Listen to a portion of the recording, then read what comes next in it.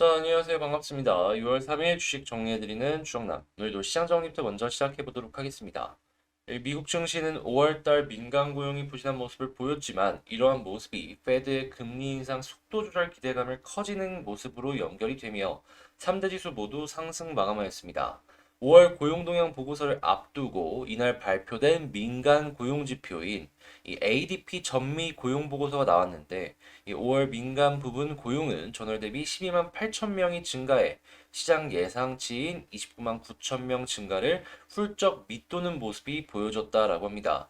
하다 보니까 3일날 발표되는 5월 비농업 고용이 전월 수치를 밑돌 것이다라고 전망이 되고 있는데요.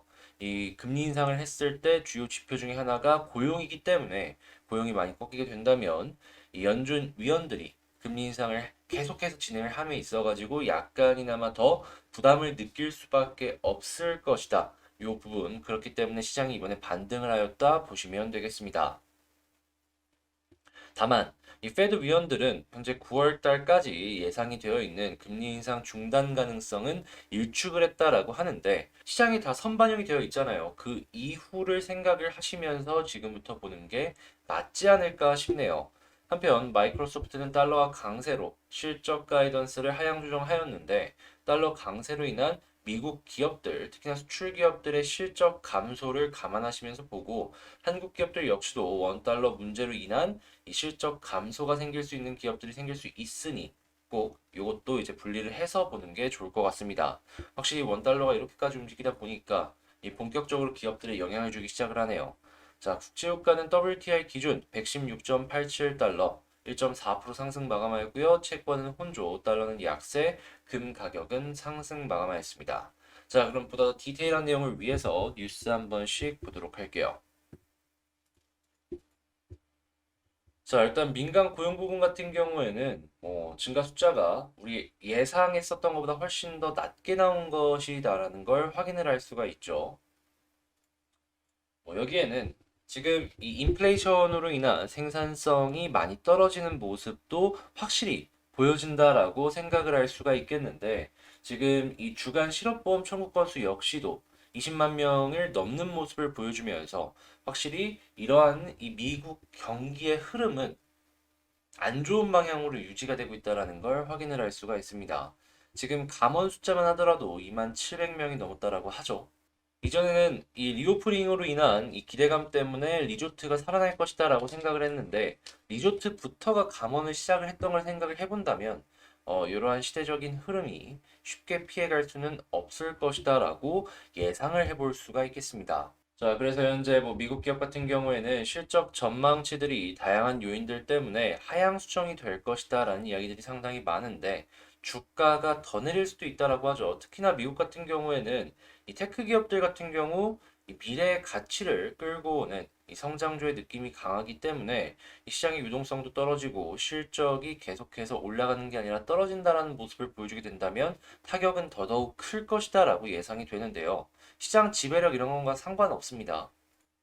그냥 성장이 꺾였다라는 것 자체가 이 시장에서 보는 참여자들이 느꼈을 때에는 그보다 더 큰 악재가 없으니 자, 그리고 인플레 같은 경우에는 꺾일 기미가 안 보이고 있습니다. 지금 오펙 플러스에서 7, 8월 하루에 이 64만 8천 배럴을 증산하기로 했다라고 하는데 이 미국 같은 경우에는 원유 재고량이 감소하는 모습을 보여주면서 오히려 올랐거든요. 이번엔 바이든 대통령이 이 원유 증산을 더더욱 요청하기 위해서 중동이나 이런 지역을 방문을 하겠다라고 이야기를 하고 있는데 솔직한 제 개인적인 생각을 말씀을 드리면 이게 얼마나 통할지는 잘 모르겠습니다. 절대적인 공급량 자체가 러시아발 사태로 인해서 줄어든 것이기 때문에 조금 더 증산한다라고 그 물량을 커버칠 수 있을까? 그리고 무엇보다도 그렇게까지도 증산을 안 할 것이다라고 생각이 드는 이유가 과거에 2014년도에 기억하실지 모르겠지만 전 세계의 원유 가격이 훅 떨어졌습니다. 그때 너도 나도 증산 레이스를 펼치다 보니까 감산을 안 하다 보니 그렇게 사용량 이상의 공급량이 막 밀어붙여지다 보니 가격이 쭉 떨어졌던 거였거든요.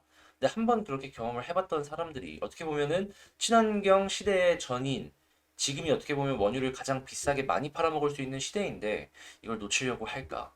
철저하게 고유가를 최대한 오래 유지를 하면서 수익을 극대화하려는 그들의 움직임을 생각해 볼 수 있지 않을까 싶네요. 제가 말씀드린 이러한 게 틀릴 수도 있겠지만 저는 여러분들께 말씀을 드리고 싶은 게 만약에 실제로 이 석유로 인해서 꾸준하게 수익을 과거처럼 낼 수 있었다면 아람코가 상장을 했겠습니까? 예, 이 부분만으로도 석유의 시대가 그리 멀지 않아 이제 조금 쇠퇴기에 들어설 것이다라는 건 생각을 해볼 수가 있을 것 같습니다. 사용을 안 할 것이다라는 건 아니에요. 근데 사용량이 감소 추세에 들어갈 수밖에 없다라는 것이죠. 선박 기자재 쪽, 이런 쪽 중에서도 원자재 가격 영향 덜 받고 인건비 영향 덜 받는 기술 기업들 이런 쪽들 한 번씩 여러분들 보셨으면 좋을 것 같고 자 이번에 일론 머스크가 이런 얘기했습니다. 주 40시간 이 사무실에서 근무하기 싫으면 떠나라.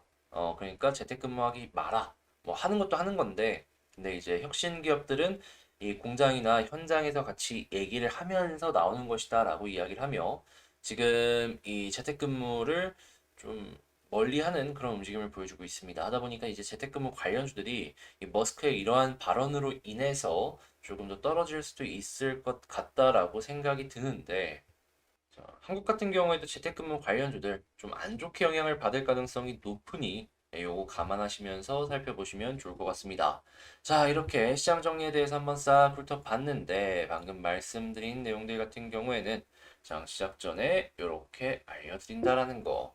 그러니까 요거 한번 보고 싶다라고 생각하시는 분들 자, 제 채널에 있는 커뮤니티에 있는 이 텔레그램 링크를 통해서 들어오시면 될 것 같고요. 공부할 수 있는 내용들 역시도 계속해서 이렇게 올려드리고 있으니까 이 역시 참고를 해보시면 좋을 것 같네요. 자, 그러면 본 영상 시작하도록 하겠습니다. 자, 제가 이번에 가지고 온 종목은 HMM을 가지고 왔습니다. 딱 지지해줄 때 지지해주면서 이렇게 양봉 만들어주고 있죠. 어제도 21선 말씀드렸던 것 같은데 정확하게 21선에서 이런 모습을 보여주고 있다 보니까 나름 좀 뿌듯하다 이렇게 생각이 드는데 자 현재 여기서 어떻게 보면 좋을지 이 나온 뉴스가 뭐가 있는지 하나씩 살펴보도록 하겠습니다. 이 중국 정부에서 현금 지급을 통해서 경제를 살리려는 움직임을 확인을 할 수가 있습니다.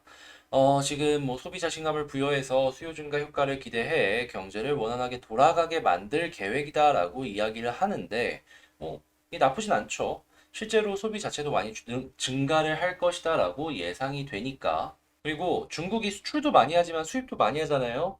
거기에 따른 외제품 판매량 역시도 증가하는 모습을 기대해 볼 수 있을 것 같습니다. 중국 내에서 만들어진 게 밖으로 나갈 수도 있을 것이고, 밖에서 만들어진 게 이제 안쪽으로 들어오기도 할 텐데, 뭐가 필요합니까? 배가 필요하죠.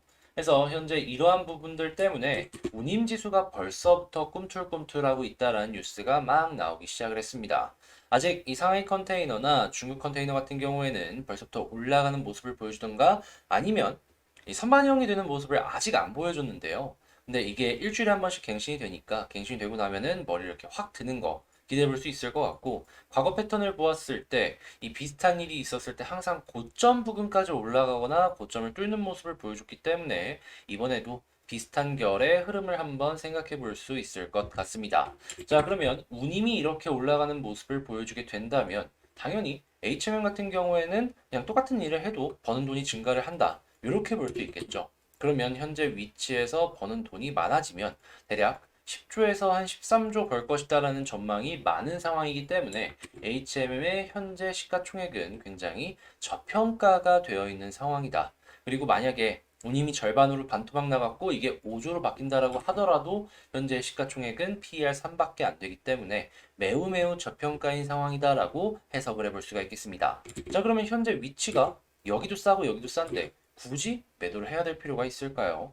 자, 그러면 현재 위치에선 일단 21선 여기를 기준으로 놓고 보되 나중에 240 다시 위로 올라가주는 모습을 보여주게 된다면 이걸 1파라고 놓고 보고 다음번 2파 상승 한번 기대를 해보면 좋을 것 같고요. 올라가게 되었을 땐 저는 이 4만원 조금 아래까지 보시는 그러한 전략을 쭉 취해가셨으면 좋을 것 같다. 이렇게 정리할 수 있을 것 같습니다. 자, 그러면 총정리를 한번 해보자면 일단 뭐 21선 지지 여기 밑으로 떨어진다라고 하면 뭐 나쁠 건 아닌데 속도가 조금 느려질 수 있어요. 요건 감안하시면서 여기 위치 자체는 그냥 싼 가격이다. 이렇게 생각을 하시면서 보시면 될 것 같고 그 다음으로는 이제 올라가는 모습이 보여지기 시작을 한다면 지금 제가 알기로 여기 라인 이렇게 딱 따는 거 있거든요. 여기까지 이렇게 확 들어주는 모습이 21선 지지 후에 돌파하는 모습 보여주게 된다면 4만 원 조금 아래까지 노려보자라고 볼 수 있겠습니다. 자, 이렇게 HM에 대해서 분석을 한번 제대로 해봤는데 도움이 되었다라고 생각을 하신다면 구독과 좋아요 한 번씩 부탁을 드리고요. 저는 다음에 더 좋은 영상으로 다시 찾아뵙도록 하겠습니다. 영상 끝까지 시청해주셔서 감사드리고 구독, 좋아요 한 번씩 부탁드릴게요.